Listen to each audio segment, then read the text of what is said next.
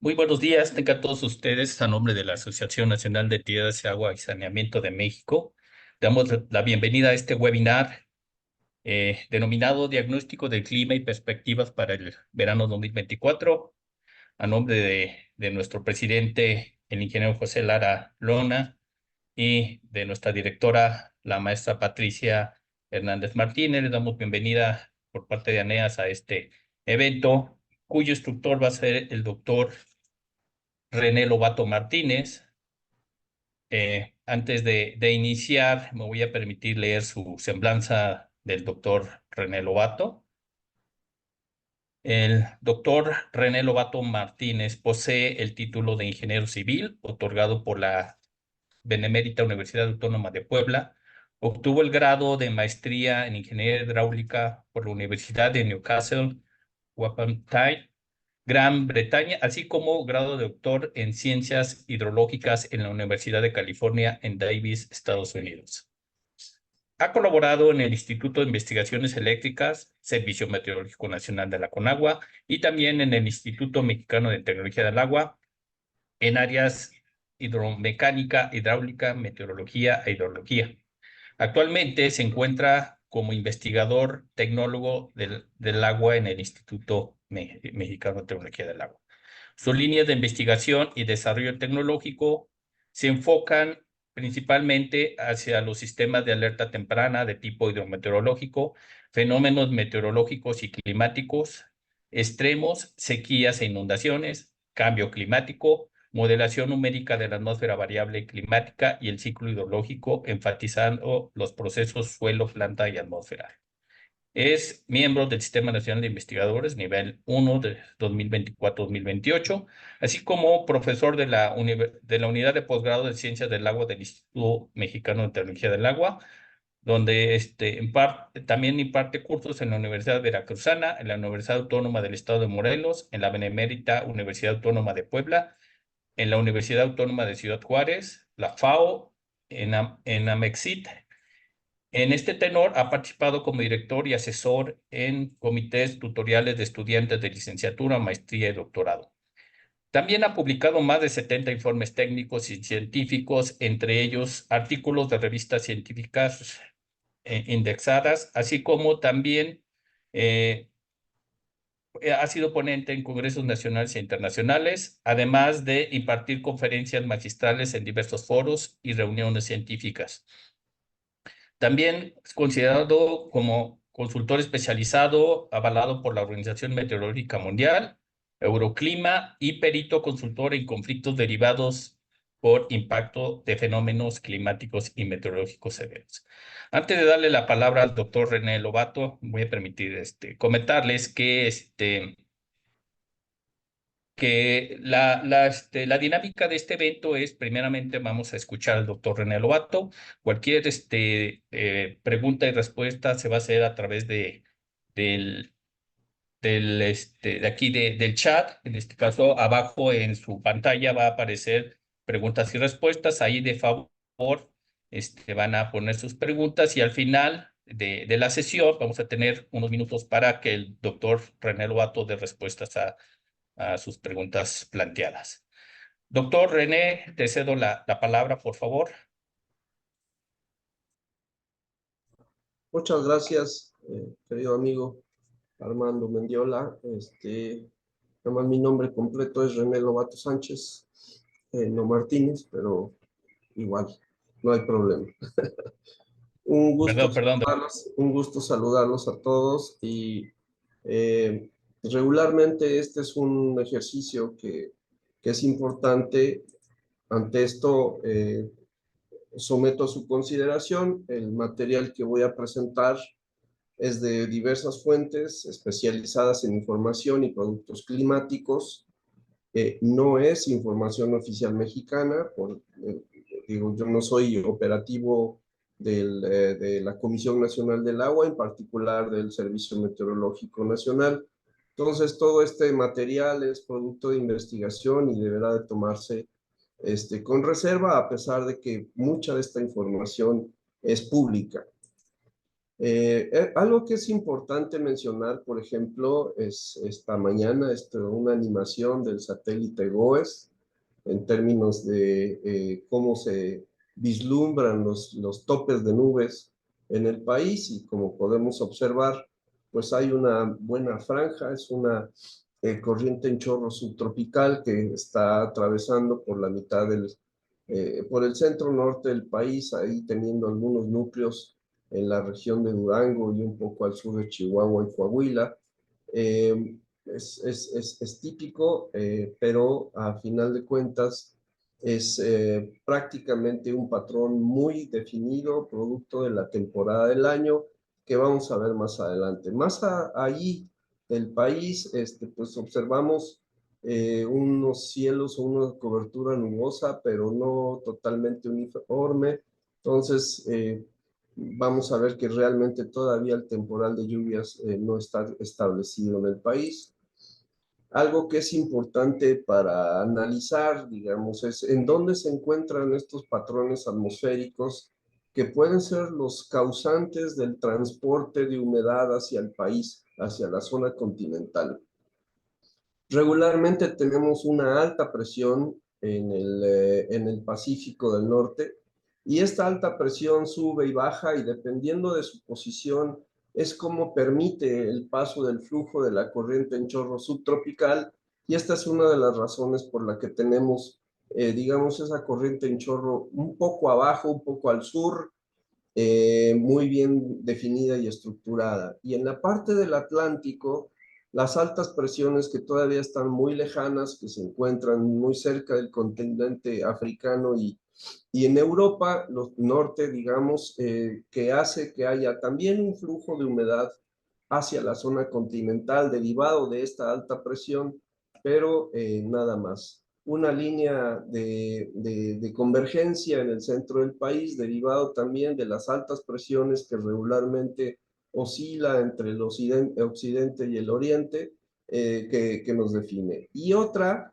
que estamos observando, por supuesto, la zona de convergencia intertropical, que poco a poco está migrando un poco hacia el norte, anunciando, digamos, un temporal ya de la parte de la lluvia de verano. Ayer, como se podía observar, ojalá y pueda yo ser muy claro, en la estructura vertical de la atmósfera podemos observar una alta presión ya muy ubicada, digamos, en el centro sur del país, como la podemos ver. A partir de la imagen de satélite, la animación que pudimos observar, pues se puede ver también el trayecto de esta corriente en chorro subtropical. En el norte, por ejemplo, también tenemos una onda muy bien definida que puede ser también el transporte de un posible frente frío, pero al final de cuentas, lo que es más importante considerar es esta alta presión que está ejerciendo una fuerte influencia en cuanto a las condiciones de temperatura que estamos teniendo en estos días. Para ayer, digamos, perdón, sí, para hoy, esta es la de hoy, la posición de la alta presión más o menos continúa en su lugar, la zona de convergencia intertropical, tranquila, esperando que haya mayor interacción. El Pacífico está un poco tranquilo, pero vamos a ver que poco a poco se va a ir digamos, la dinámica atmosférica en el Atlántico se va a ir complicando un poco derivado de, el calentamiento que se está observando de la temperatura superficial del mar en esta región. Y esta es de nueva cuenta la de hoy en la mañana, donde se puede seguir observando esta alta presión que está aquí muy fuerte, de la misma manera, sin patrón de cambio de tiempo meteorológico para el país, la misma corriente en chorro subtropical y lo que podemos seguir observando es unas condiciones pues calurosas, como lo podemos ver. Y esto también se observa, por ejemplo, en la lluvia, esta es la lluvia observada del 29 de abril, del 28 de abril al 29 de abril, la que reporta la Conagua, y realmente lluvias poco significativas. Esta es la del 30 de abril, algunas lluvias aisladas sobre la vertiente del Golfo de México, Chiapas, eh, prácticamente muy localizadas estas lluvias, y por supuesto lluvias convectivas muy fuertes en esta región, pero muy localizadas, como habíamos dicho. Y la de ayer, del 30 de abril al 1 de mayo, de nueva cuenta, lluvias muy localizadas. Y bueno, por la hora de esta presentación no pude obtener la de ayer para hoy, que probablemente es un caso muy parecido, un patrón de pocas precipitaciones que estamos observando en el país. Ahora, ¿qué podemos esperar de los próximos días? Pues este jueves 2 de mayo, hoy, ¿qué podemos observar? Una línea seca en el norte del país, una zona de convergencia en la vertiente del Golfo, el anticiclón, la alta presión que está ubicada en esta zona, trayendo altísimas temperaturas mayor que las normales en esta zona, y también una zona de convergencia en el sureste, sur, prácticamente Chiapas, Campeche, trayendo alguna probabilidad de precipitaciones muy localizadas. El 3 de mayo, algo parecido, en el paso del arribo de un frente frío que en convergencia con esta línea seca es probable que produzca es susceptible de generación de tornados en esta región del país. Muy bien definida la línea de convergencia y la alta presión que se mete, digamos, a la zona continental en el país.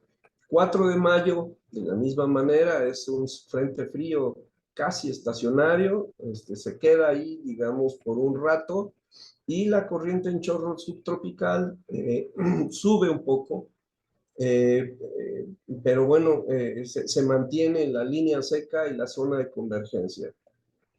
¿Qué puede traer aquí? Vientos fuertes, algún desarrollo de precipitación, alguna condición de lluvias fuertes, como aquí lo manifiesta, digamos, entre la vertiente del Golfo y el centro del país. Y el domingo 5 de mayo se mantiene estático y estacionario el frente frío, la corriente en chorro se queda ahí, en la línea seca también ahí, vientos fuertes, y la línea de convergencia pues se recarga un poco más hacia el Golfo de México, pero estas condiciones no mejoran mucho.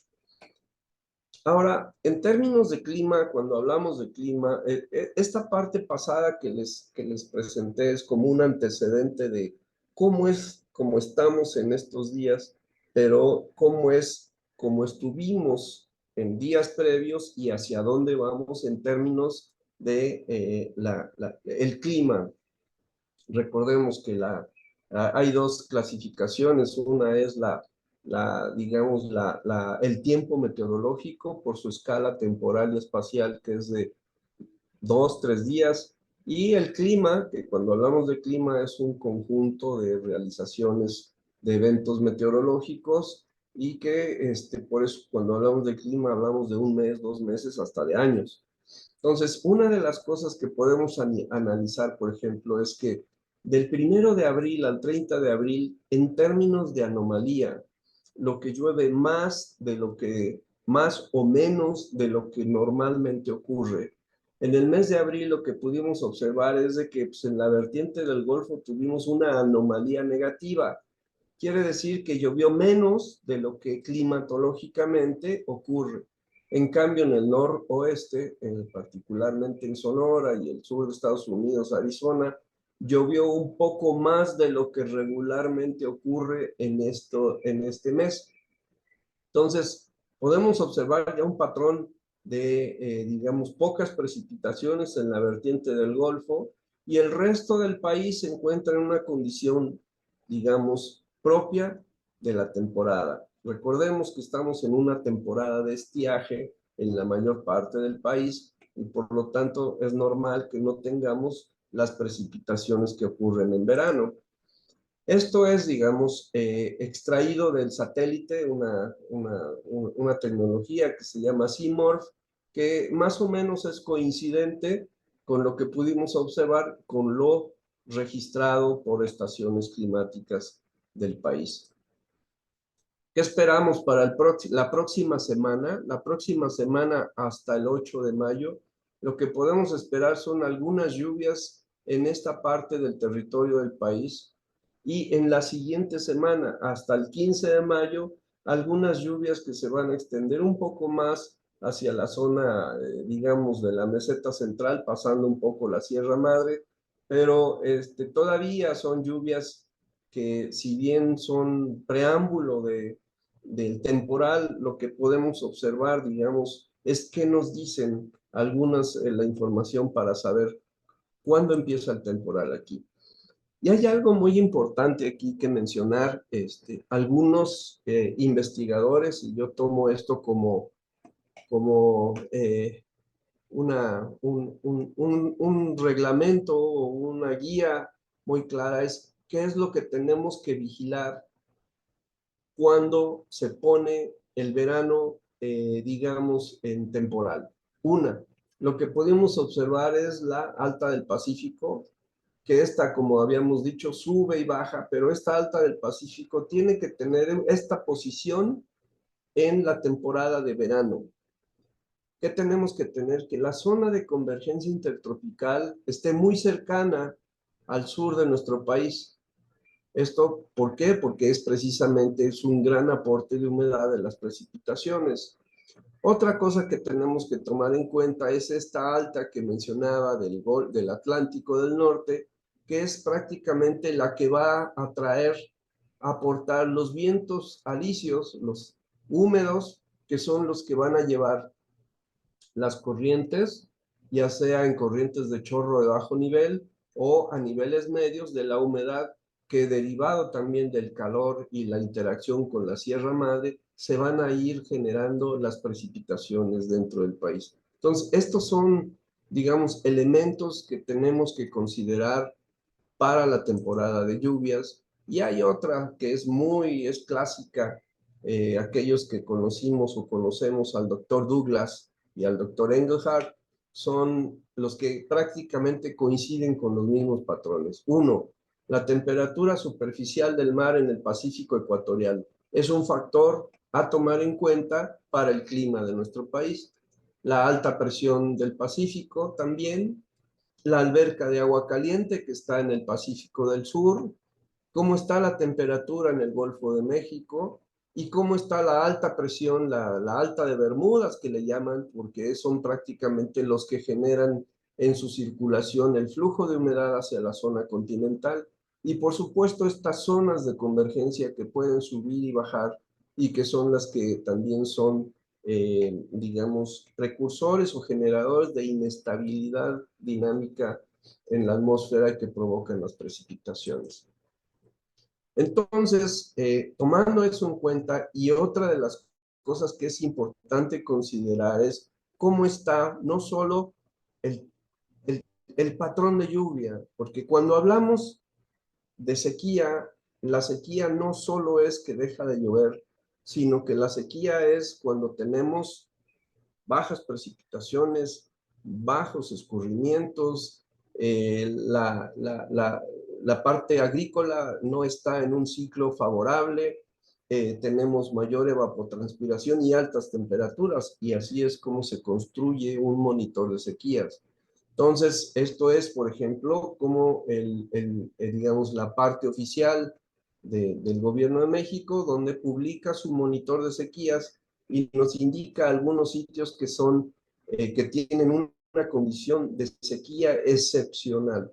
O sea, la condición más fuerte de sequía, que son en esta parte, en estos estados, en Veracruz, un poco en San Luis Potosí, Hidalgo, Querétaro, un poco Guanajuato, y también para el noroeste, que es Sonora, Chihuahua, Durango y Sinaloa. Son los estados que están enfrentando, de acuerdo a la información que se tiene, una condición de sequía natural.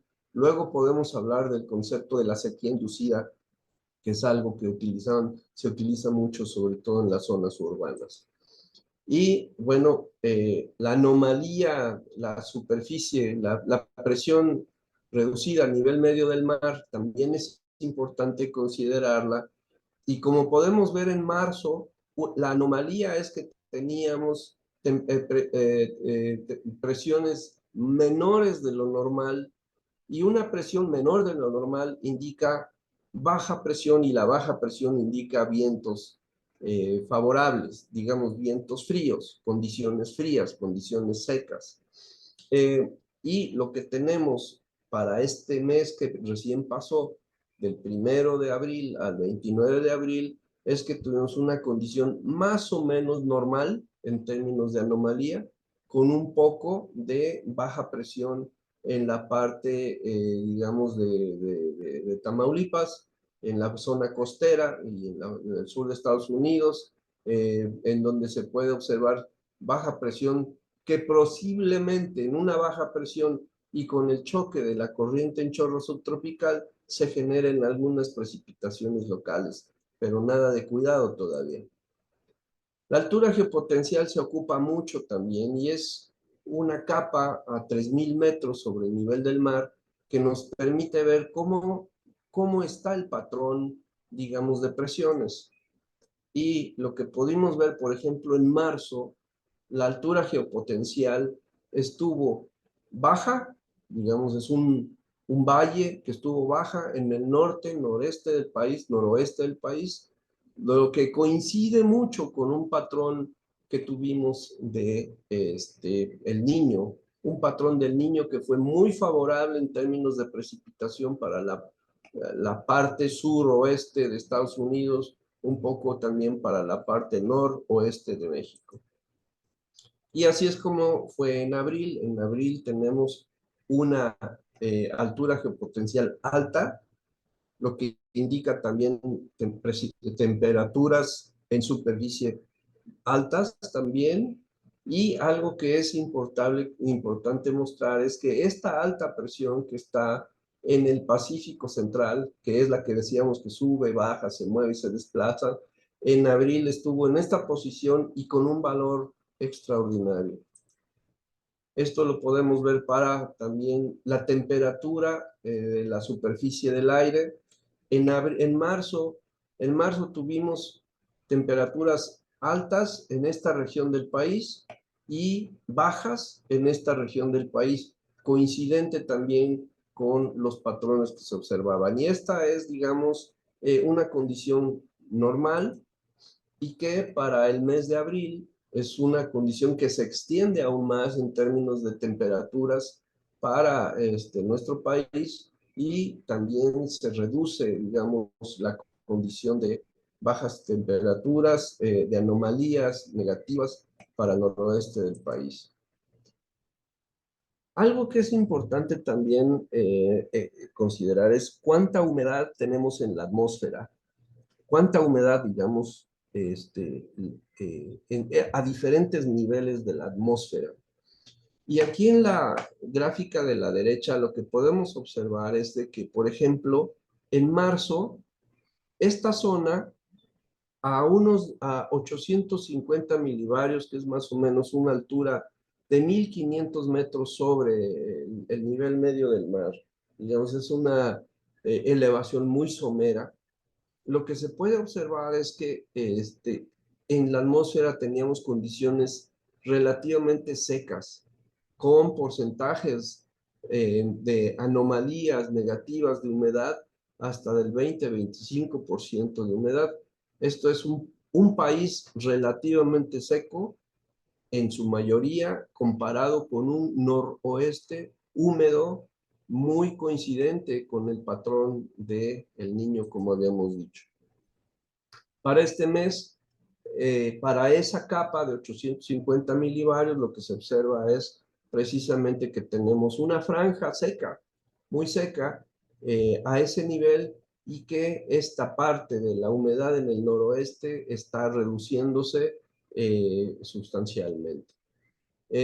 Podemos ver humedad, sí, podemos ver humedad en la zona ecuatorial, que más tarde vamos a hacer una revisión de qué es lo que está pasando ahí. Y a 700 milibarios, que es más o menos, como habíamos dicho, a 3.000 metros, se observa un patrón también seco, un patrón seco para el mes de marzo, con porcentajes de humedad muy reducidos y también, digamos, con buenas humedades para esta región de Norteamérica, un poco más hacia la zona de Estados Unidos. Y para este mes, del 1 de abril al 29 de abril, lo que podemos observar es un patrón seco en esta capa. A 3000 metros tenemos una capa seca y ya se está generando también otra capa seca para esta región del territorio. El Golfo de México, más bien el Atlántico, se encuentra seco y hay humedad más o menos a esta altura, a esta capa en esta región del Pacífico. Ya para una capa mucho más alta, que son 500 milibarios, más o menos a 10.000 metros sobre el nivel del mar, lo que podemos ver, por ejemplo, es que en marzo había muy poca, digamos que la humedad estaba en condiciones normales en esta capa. Y lo que podemos observar para este mes, en abril, es que esta capa se redujo un poco sobre esta región del país, se redujo en el noroeste y algo que podemos ir observando que también, digamos, poco a poco tenemos este patrón de bajas condiciones de humedad relativa tienen que ir desapareciendo en función de cómo viene el temporal. Algo que es importante, algo que es importante considerar es cómo están los océanos. Los océanos son fuente energética, los océanos son fuente de humedad, todo el vapor de agua prácticamente que llega a la zona continental son producto de la evaporación de los océanos y algo que es importante vigilar pues es el niño. Todos sabemos que como todos ya conocemos digamos, eh, la condición del niño, la niña, cuando es un año neutro, ya podemos incluso asociar bajo este tipo de patrones cómo ocurre la lluvia en la región donde vivimos, ¿no? Esta es, digamos, un promedio de anomalías de temperatura superficial del mar del 31 de marzo al 27 de abril. Y como se puede observar, pues ya hay un océano que anda en una anomalía de 0.5, a veces un poquito más, y que hay una anomalía ya negativa, digamos, muy cercano a las costas de Perú, en donde podemos ubicar más o menos las regiones. Aquí lo voy a mostrar más adelante, pero esta zona, digamos, entre los 120 y 150 oeste, sobre el Pacífico ecuatorial, se ubica la región del Niño 3.4.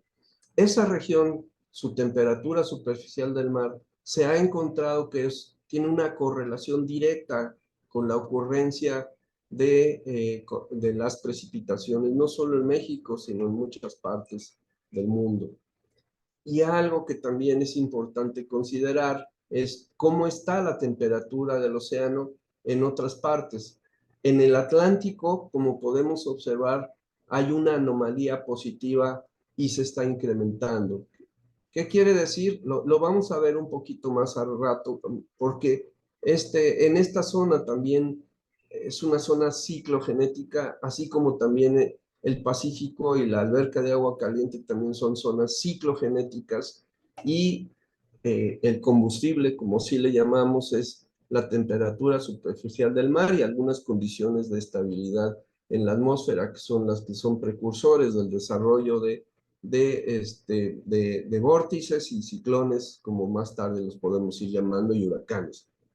Entonces, lo que podemos observar aquí es un Atlántico caliente, un Pacífico que se está enfriando, y esto trae algunas consideraciones. Por ejemplo, como les decía yo, en esta franja que le llamamos el Niño 3.4, tenemos una temperatura de 0.8 grados centígrados, un poquitito neutra. Por lo tanto, todavía se clasifica esto como que todavía estamos en una condición de niño, pero hay una transición. Y esa transición se obedece a que cuando tenemos este tipo de patrones del niño, eh, para mayo, julio, por ejemplo, eso es una imagen climática. ¿Qué ocurre cuando tenemos un niño en una temporada de mayo a julio y que podemos ubicar dentro del tercio más seco? Bueno, pues la probabilidad de que teniendo un niño en mayo, julio, para esta zona, la probabilidad de que tengamos lluvias, digamos, en un tercio seco, es muy alta. No sé si me expliqué. Quiere decir que esta zona, bajo estas condiciones, es seca. Y estas zonas, bajo estas condiciones, se humedece un poco más. Algo que también es importante reconocer es que cuando tenemos la niña, el niño o una fase neutra, ¿qué es lo que pasa en el patrón de lluvias? Pues miren, si tenemos ese patrón que va para allá, que lo podemos observar todavía, es que cuando, digamos, tenemos condiciones neutras, cuando tenemos condiciones neutras en esta porción de temporal, nos va muy bien.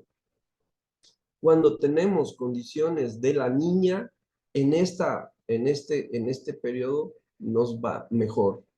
Pero cuando tenemos condiciones de el niño, en este periodo no nos va tan bien porque entonces la precipitación es del tercio inferior. O sea, son lluvias que sí ocurren, pero no son las lluvias que establece el temporal.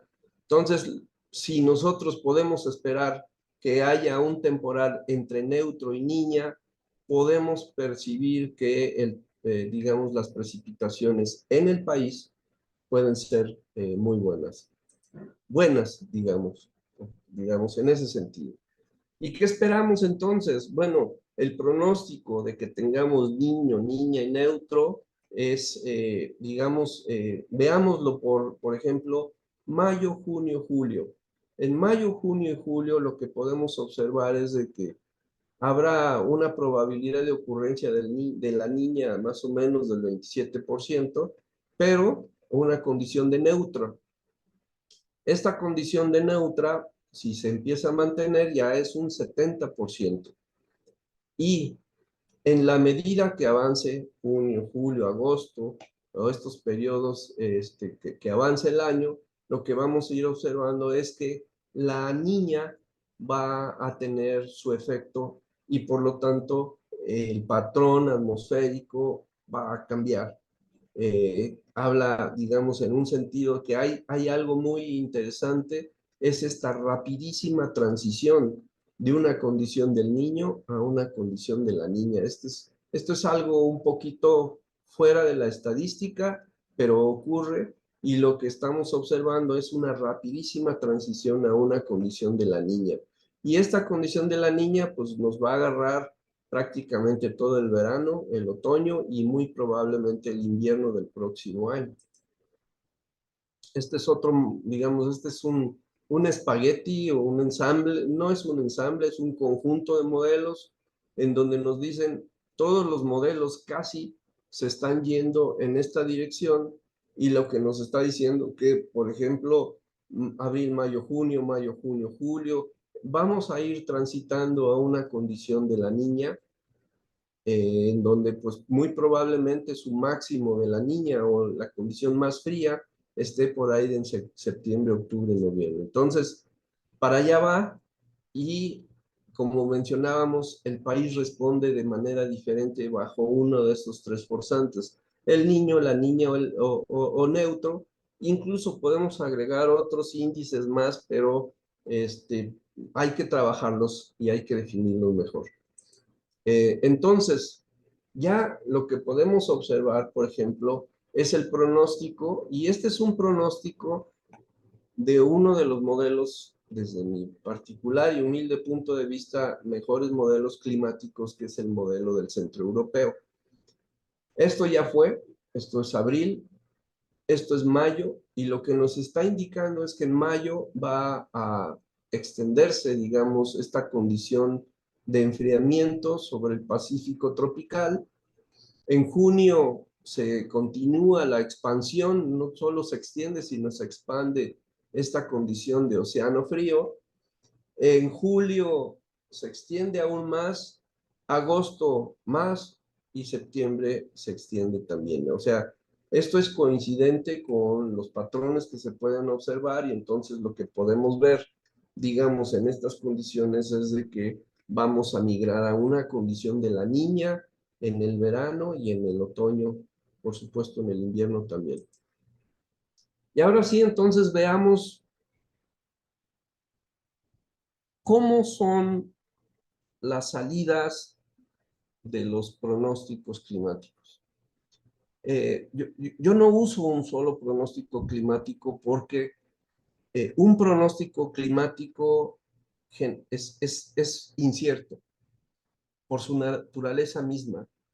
Hacer un pronóstico de clima, como se le llama, de una sola realización, de un solo producto, de un solo valor, es para mí no adecuado por la altísima incertidumbre de la atmósfera. Eh, lo que sí ocupo mucho son los modelos que son, digamos, más recurridos en este esquema, y se hace una especie de evaluación. Decir que van a llover 20 milímetros en la ciudad de Cuernavaca en el mes de julio es un gravísimo error, porque hay una altísima incertidumbre, y lo que tenemos que hacer es tomar en cuenta la estadística, tomar en cuenta la probabilidad y tomar en cuenta lo que algunos, los mejores modelos nos están diciendo para tener un juicio de valor. Entonces, lo que estamos observando, por ejemplo, en su cuadro, en el cuadro superior izquierdo, es el pronóstico del Climate Forecast System versión 2, es el pronóstico oficial de la NOAA. Esto es lo que ellos pueden observar para el mes de mayo en términos de anomalías. Y lo que se puede ver en el mes de mayo en términos de anomalías, pues son anomalías muy bajas. Esto no quiere decir que no va a llover, esto quiere decir que va a llover muy poco. Y en cambio, en algunas entidades como Tamaulipas, Nuevo León, Coahuila un poco, algún patrón favorable de precipitación. Pero esto es lo que saca este modelo. El siguiente modelo, el de la derecha superior, el superior derecha, es el modelo del centro europeo. Y ese resuelve de una manera no igual, pero hay un patrón coincidente prácticamente en el país, en donde describe, pues en casi todo el país no va a llover, excepto en esta porción del territorio. Y no es tan grave o tan explosivo, por así decirlo, en términos de bajas precipitaciones en el noroeste. Lo que está diciendo es que, pues, climatológicamente va a ocurrir lo que tiene que ocurrir en esta región, salvo en estas, digamos, condiciones. Ahora, este es el modelo francés.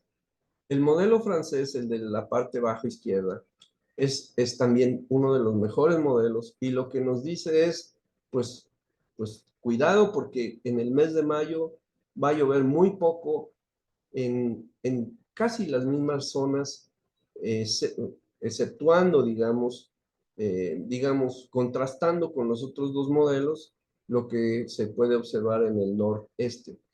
Y finalmente, este es un ensamble de multimodelos. Este ensamble de multimodelos son varios modelos que se conjuntan, se ponderan, se evalúan, y sale un producto que nos está diciendo. Digamos que este es un producto en el que habría que darle un poquito más de valor de confiabilidad. Y lo que nos está diciendo también es lo mismo. En el país, lo que podemos observar en el mes de mayo son muy pocas precipitaciones y algunas condiciones favorables para Coahuila, Nuevo León y un poquito Tamaulipas, pero en la porción norte, ¿no? Esto es mayo. Entonces, aquí ya podemos darnos un poco de juicio de valor para saber cómo es el que viene más o menos el temporal en la región donde yo vivo. Estos son otros productos, por ejemplo, este es un modelo de la NASA, es un modelo, otro modelo del Laboratorio de Geofísica. Este es otro modelo de otro centro de investigación de la NASA y este es otro modelo de un centro de investigaciones de investigaciones atmosféricas.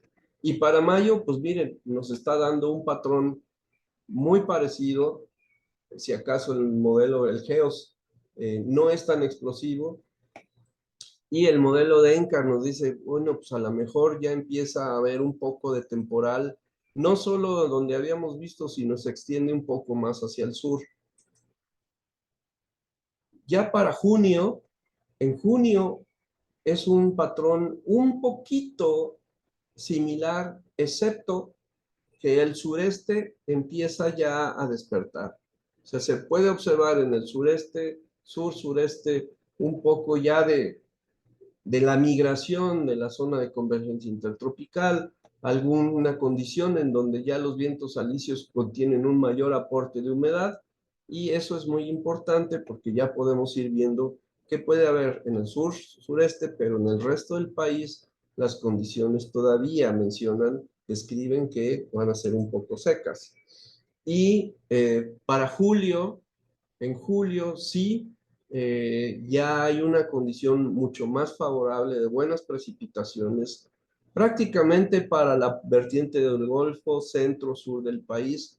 El noroeste se queda un poco, digamos, con anomalías negativas. Julio, o sea, ya en julio podemos pensar que no en la mayor parte del país, pero sí se puede establecer ya la condición de la precipitación. Y en agosto lo que podemos ver es un patrón favorable.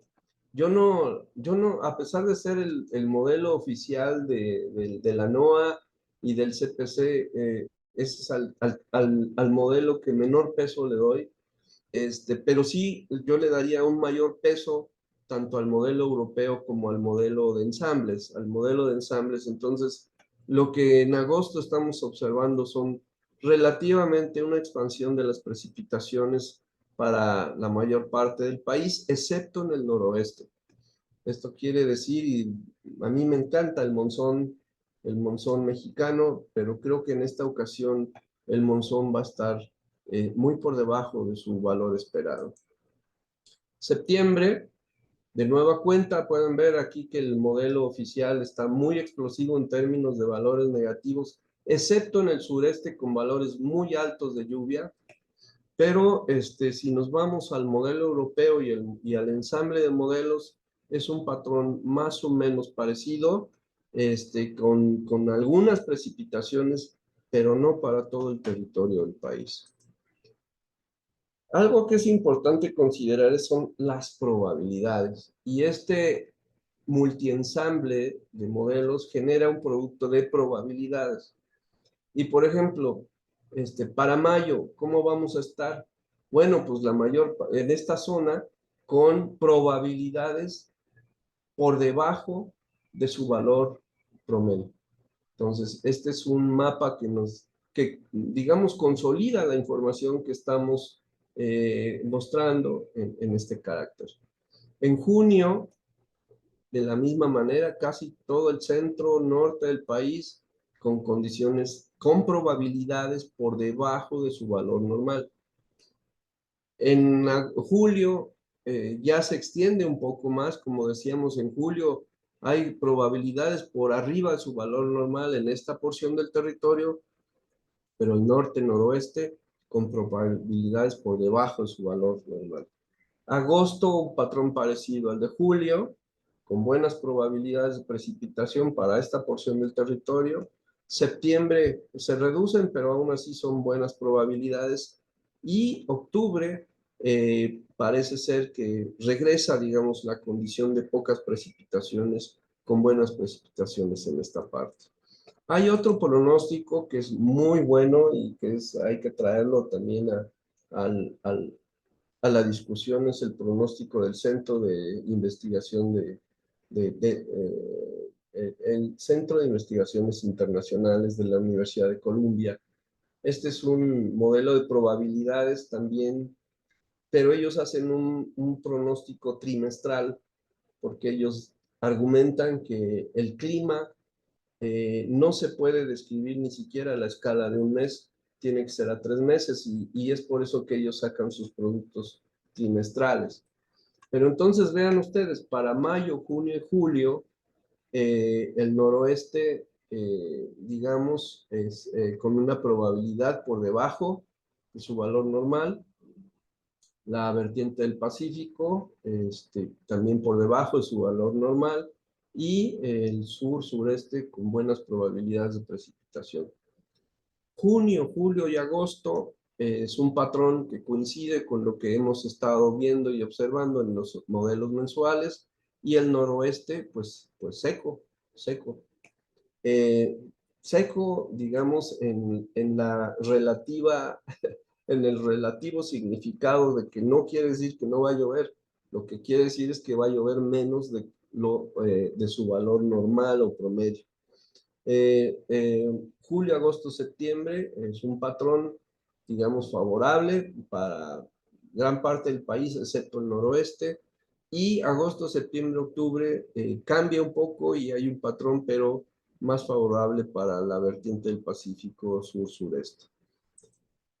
Y temperaturas, así están todos los modelos. Así están todos los modelos, por eso es que no quise traer el mismo ensamble de datos, pero lo único que sí podemos observar es que habrá temperaturas por arriba de su valor normal. Esto es algo que ya es una norma. Cada año estamos observando que las temperaturas están rebasando los umbrales de los registros históricos que tenemos. Si acaso, como se puede observar, es en la parte, digamos, sureste, Tabasco, Chiapas, un poco Oaxaca, Campeche. En esta zona es donde más o menos se observa que las condiciones de temperatura van a estar dentro de su valor, digamos, estadístico. Pero bueno, vamos, en esas regiones son muy, muy calurosas, entonces, pues, eh, vaya consuelo, ¿no? Pero al final de cuentas, en el resto del país, lo que podemos observar son temperaturas por arriba de su valor normal. Y ya viendo un poco más el análisis de qué es lo que podemos esperar adicionalmente, muchos de ustedes han escuchado, digamos, el resumen o el análisis que hacen en la Universidad Estatal de Colorado, el doctor Klosbach y sus coautores. Antes lo hacía el doctor Gray y el doctor Klosbach, y pues ya el doctor Gray está en otra dimensión. Entonces, el doctor Klosbach sigue haciendo este pronóstico, y algo que es importante notar y algo que también ya mostramos en la temperatura superficial del océano es de que el Atlántico tropical muestra condiciones más calientes de lo normal, la temperatura superficial del mar, que es mucho más conductivo para la formación de huracanes y su intensificación. Entonces, este pronóstico, como lo dice ahí, está por arriba de un nivel de confianza normal, a pesar de ser un escenario o una perspectiva de abril, pero se anticipa una probabilidad bien por arriba, lo cual puede traer la formación de más huracanes y algunos de categoría superior. Por lo tanto, el pronóstico estadístico es de 23. Su valor, digamos, normal llega a ser menor, 17, días de tormenta, 115, huracanes, 11, huracanes mayores, 5, y bueno, hay una acumulada, una energía ciclónica acumulada muy alta que nos dice, al menos, si bien no es posible predecir la fecha y la hora en la que va a desarrollarse un ciclón tropical, y no es posible predecir su trayectoria todavía, lo que más nos vale es estar preparados, porque bien este pronóstico climático puede modificarse derivado de esta actividad oceánica. Y miren ustedes, por ejemplo, esto lo extraje el día de ayer. Lo que podemos observar es cómo la media de la temperatura superficial del océano en su manera anual se comporta, pero en el año 23 fue más caliente de todos los registros, como se puede observar. En el año 23, en el año pasado, la temperatura superficial en el Atlántico del Norte fue muy caliente, a pesar de que tuvo una actividad ciclónica relativamente menor, porque teníamos una condición del Niño, y el Pacífico era el que estaba todavía también mucho más caliente. Pero así es como vamos este año. Estamos rebasando la temperatura superficial del mar, y esto tiene mucho sentido con lo que está describiendo el doctor Klossbach. Vamos a tener más huracanes. Obviamente los huracanes, yo los quiero ver más como oportunidades, si es que estamos preparados ante ellos, que amenazas o desastres. Puede ser una buena fuente de recarga. Ahí hay que mostrar un poco, digamos, el optimismo, pero a pesar de esto, los modelos climáticos no absorben, digamos, no toman en cuenta la dinámica de los huracanes, más sí la temperatura superficial del océano. Pero bien sabemos que si nos entra un huracán mayor a zona continental mexicana, pues nos parte el clima, el pronóstico climático, pero aún así nos trae toda la cantidad de lluvia que no pudimos captar a veces hasta en un año. Entonces, hay que estar muy pendientes de la evolución de estos huracanes, porque van a ser más intensos, no sabemos su total trayectoria, y alguno de estos nos va a tocar aquí en casa. Entonces, cuando tenemos una condición de la niña, hay menos huracanes en esta cuenca, en la cuenca del Pacífico. Pero tenemos más huracanes debido, pues digamos, a la cizalla, a la baja o la poca cizalla que existe, a los vientos alisios, y sobre todo, pues a la temperatura del océano que ya vimos. En este momento, pues lo estamos viendo, está frío, es un ambiente frío, apunta a una condición de la niña frío, pero como podemos ver, esto es algo que lo que tenemos nosotros que tomar en cuenta en función de los pronósticos. Y bueno, concluyo. Todavía el niño está presente, pero se está debilitando. La temperatura de las aguas superficiales en el Pacífico ecuatorial, en la región central y occidental, están por encima todavía de su valor promedio, pero ya, digamos, en una condición muy cercana a un valor neutro. El punto 3, las anomalías positivas en el Pacífico tropical se están debilitando, como lo hemos observado, y aunque la mayoría de los modelos indican que una transición el niño neutral persistirá hasta abril-junio, todo hace indicar que va a ser hasta más rápido. Entonces, probablemente ya tengamos muy pronto una condición de la niña, y esperemos la liberación de los pronósticos, pues por ahí de la segunda semana del mes de mayo.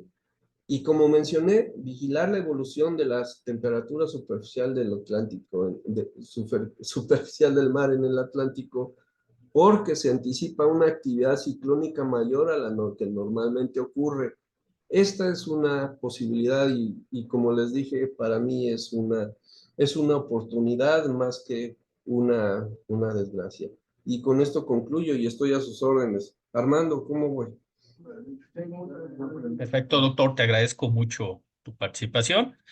Abrimos un espacio para preguntas y respuestas.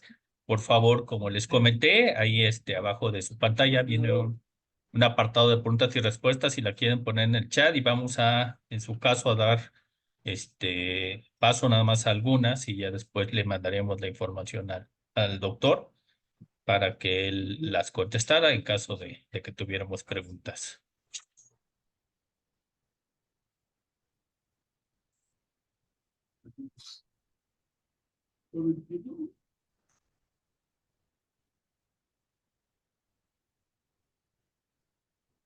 Ok. A ver, aquí ya hay una primera pregunta. Es Roberto Mejía. Dice René, buenos días, muy buena presentación. En el año 23, respecto al 22, hubo una anomalía media anual del orden de 150 milímetros. ¿Cómo se espera el cambio entre 24 y 24? Doctor René. ¿Cómo dice entre 24 y 24? No, no entiendo. Bueno, es que, ¿cómo se esperaría el cambio entre 24, dice 23 y 24, perdón. O sea, dice que en el año 23 respecto a 22 hubo una anomalía media anual del orden de 150 milímetros. ¿Qué se espera entre 23 y 24? O sea, una anomalía negativa. Lo que Ok, se espera este año con respecto a 23-24, una condición favorable. No tengo aquí los números en cuanto a valores, pero puede estar del orden de unos 30-40% arriba de su valor estimado. muchas gracias, doctor. También dice J. Cruz Ángeles. Se comenta la comparativa de los pronósticos de lluvia y temperatura en función de valores normales. ¿Esto se refiere a los normales de 30 años? Efectivamente, a las condiciones normales de 30 años en el periodo 1990-2020. Sí, con esos datos se toma como, digamos, valores base para las normales climatológicas. Ok, gracias, doctor. No sé si tengan alguna otra pregunta. Un saludo, Roberto. Roberto Mejía. Y compañero maestro Roberto, un gusto también. Pues si no hubiera más preguntas, agradecemos nuevamente al doctor René Lobato Sánchez su participación. A nombre de la NEAS también agradecemos el haber participado. Una plática, pues como bien lo dices, doctor, podemos hablar de que puede ser algo bueno, aunque de repente cuando vemos información, ¿no? De las sequías, de que el clima todavía es probable que se mantenga caluroso, de los que vivimos Sí, en áreas que no estamos acostumbrados, pues se siente pesado esto, ¿no? Entonces sí, ya quisiéramos que empezara a llover, pero bueno, sabemos que hay muchas circunstancias que hacen que esto pues haya cambiado, ¿no? Respecto a otros años. A ver, creo que hay otra pregunta, doctora, si quieres.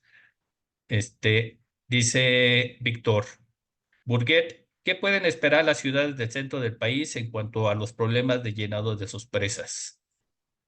Eh, hola, Víctor.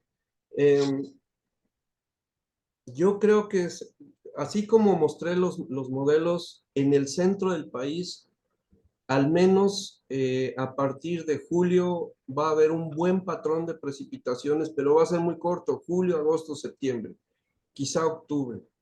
Va a ser un patrón bueno para aprovechar llenado de presas, pero también recordemos que el suelo está bien seco.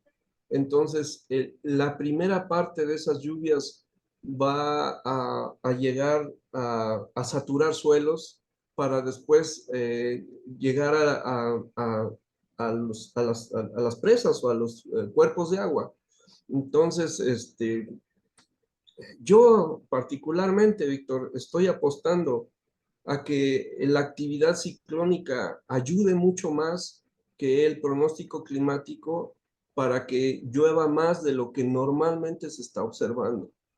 Pero no hay una regla, digamos, no hay una bola de cristal que nos diga qué ciclones son los que vamos a tener y que van a no entrar al centro del país, pero sí aportar humedad y aportar lluvia a esta región.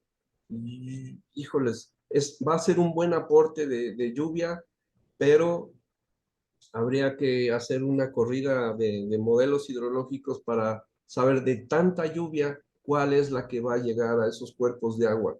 Pero en principio creo que va a ayudar, si no va, es que va a mejorar en su totalidad, va a ayudar mucho. Gracias por tu respuesta, doctor. Un comentario que hace Roberto Mejía. En teoría, se esperaría que desde ahora se prepararan, dada esta información, para enfrentar huracanes y aprovechar el agua. No se olviden de Pronacose. Así ¿Qué es, opinas de eso? Ok, así es. No, bueno, el Pronacose es una herramienta bien valiosa, pero es para sequías, ¿no? Al final de cuentas, y es algo que debemos de trabajar, sobre todo en la zona, en el abastecimiento urbano, es que estos mapas de sequías no consideran, digamos, el, la política de distribución de agua y la disponibilidad de agua que hay para las zonas urbanas. No sé si me explico. Ahí tendríamos nosotros que generar índices de sequías urbanos, porque al final de cuentas, en muchas zonas extraemos agua de los mantos acuíferos y lo que es necesario saber es cómo podemos extraer esta agua de los mantos acuíferos sin tener que agotarlos y preservarlos y mantener un equilibrio de tal manera que no lleguemos a un abatimiento pues de esto.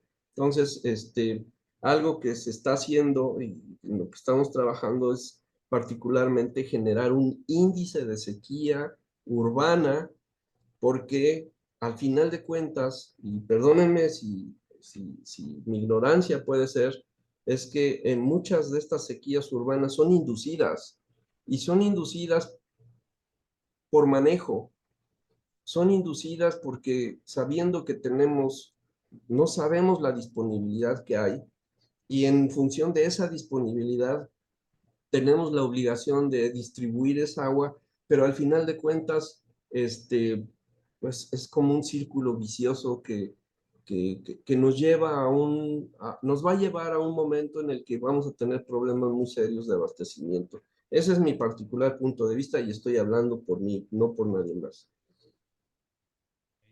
¿alguna última pregunta? Este, Gabriel Alcalá dice, se ha dicho mucho en las noticias que este 2024 será uno de los años más calurosos. ¿Esto es cierto con base a la información que usted tiene en México? De lo que se observa, sí, de lo que se observa, sí. Vamos a esperar cómo el temporal de lluvias viene a reducir un poco la temperatura, pero de lo que se observa, sí, al menos estos modelos, como mostré, el- el, los registros de temperatura superficial del océano ya están ahí. Y las temperaturas superficiales en las zonas continentales, algunos modelos como los que mostramos muestran temperaturas con valores por arriba de su valor normal. Recordemos, el valor normal son esos 30 años en su promedio y cuando promediamos y rebasamos ese valor, pues es una anomalía positiva o negativa, dependiendo si es más caliente o más frío. Y esto apunta a que este año va a ser probablemente más alto que el del año pasado. Perfecto, doctor. Nada más, comenta Roberto que estaba de acuerdo con tu punto de vista por uso personal y manejo público en el comentario anterior. Ok, pues les comento, esta sesión va a ser subida también a YouTube si la quieren compartir en su momento.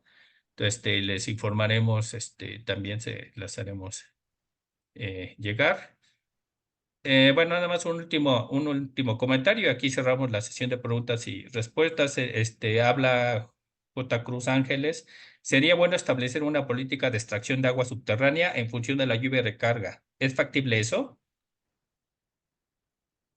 Yo lo que pienso es que tenemos que hacer balances mucho más precisos y determinar la disponibilidad que hay a nivel subregional. Y en función de esa disponibilidad, hacer lo que usted menciona. Es lo que, digamos, yo como técnico haría. Perfecto, doctor. Pues nuevamente, gracias, doctor René Lobato, por Un gusto. esta plática. Espero que nos acompañes en nuevas sesiones Mucho gusto. para hablar nuevamente de este tema. Agradecerles a todos su participación. Insisto, en la página de ANEAD van a ver la sesión también ya grabada que vamos a subir a YouTube. Agradecemos su participación y los invitamos a que sigan pendientes de nuestros talleres, webinars para que pues aprovechen sobre todo los webinars que son gratuitos. Muchas gracias a nombre de la ANEAS por su participación y tengan buen día.